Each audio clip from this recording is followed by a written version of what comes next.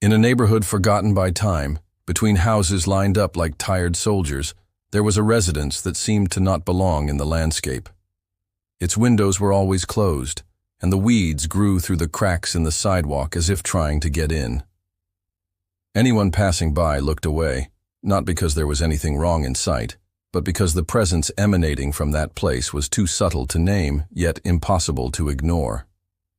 Inside the house, an old clock always showed the same time, 3:17 a.m., as if time had decided to stop there.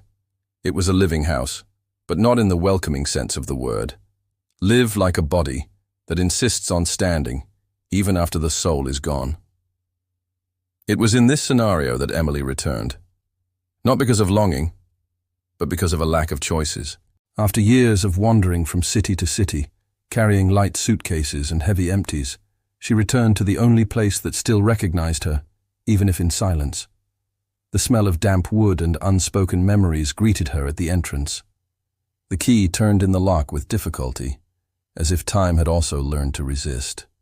As I crossed the threshold, the lights flickered as if the place was breathing, expelling the past in little electric sighs. Emily didn't talk about feelings. He had learned early on that whoever feels, loses.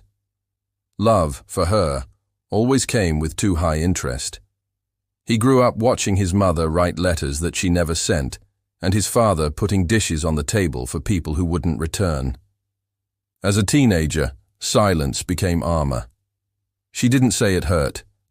I just changed addresses. Social networks played the role of a modern confessional.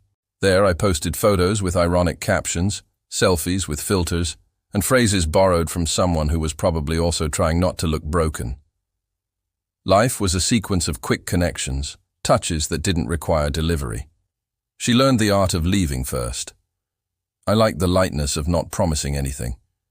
But at night, the absence weighed heavily.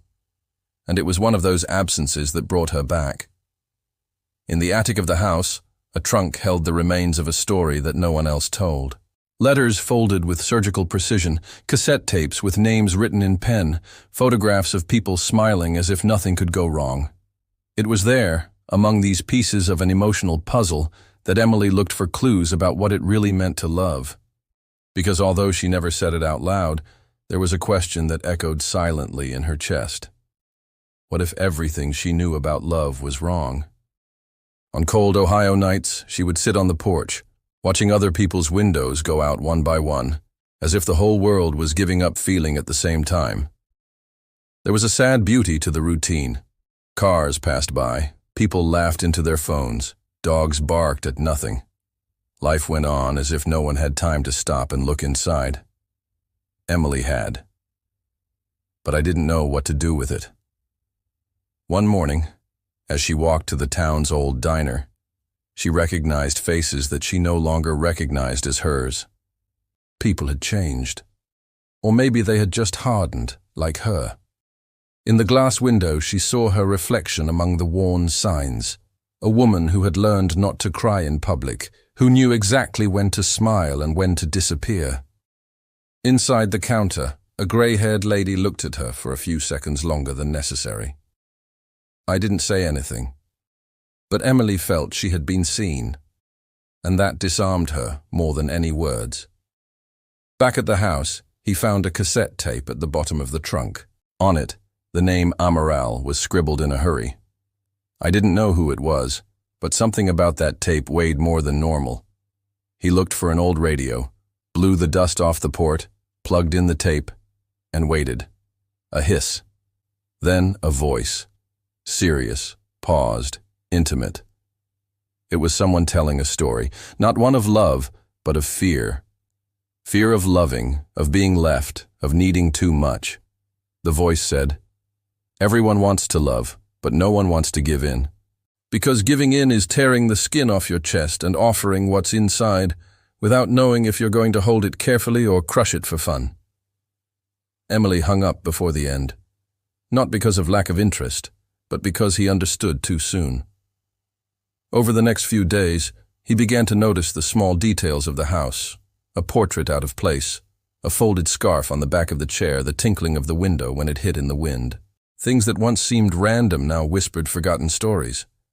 Everything there was about people who tried, who felt, who failed. But at least they tried. However, as night fell, the same question returned. Will anyone still try today, in 2025? Or are we all pretending not to care to avoid appearing needy? She thought about the interrupted conversations, the matches that never turned into dates, the promises made under the influence of wine and erased by the hangover the next morning. I thought about the "just stay a little longer" that she never said, even when she wanted to. Time began to lose meaning inside the house. The clock still showed 3:17. Whenever she woke up, the kitchen lights were on, even though she was sure she had turned them off. The bathroom mirror fogged up on its own, even without a recent shower. It was as if the house was trying to tell something, as if to say, someone has felt it here, and they didn't die from it. Emily began to write. Not for someone, just to empty. I scribbled old notebooks with loose thoughts.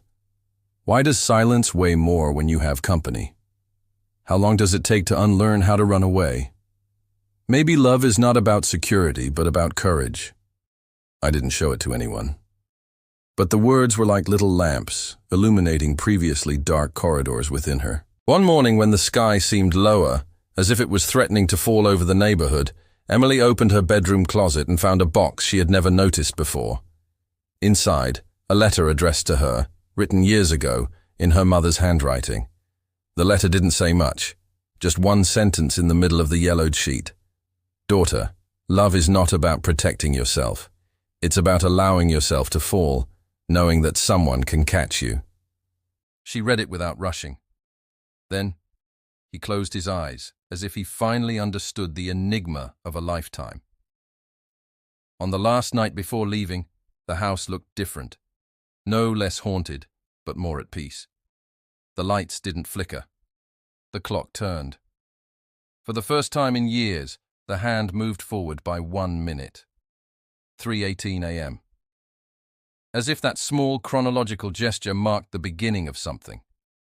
Emily left the key on the table, like someone who understands that you can't take everything. On the living room mirror, she scribbled with red lipstick, I tried, and it hurt less than running away. As we left, the wind lifted dry leaves across the sidewalk, dancing in circles as if celebrating. She didn't look back, not out of pride, but because he knew he no longer needed to hide from himself.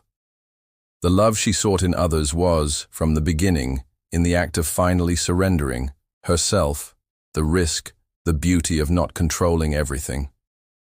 Outside, the world was still noisy, hurried, distracted, but something about her now was good silence. Silence of someone who no longer needs to scream to be heard. Because, in the end, it's not that no one wants to love. It's just that the majority haven't discovered that giving in is not losing yourself. It's meeting with everything that is real. And maybe, just maybe, that's exactly what can save us yet.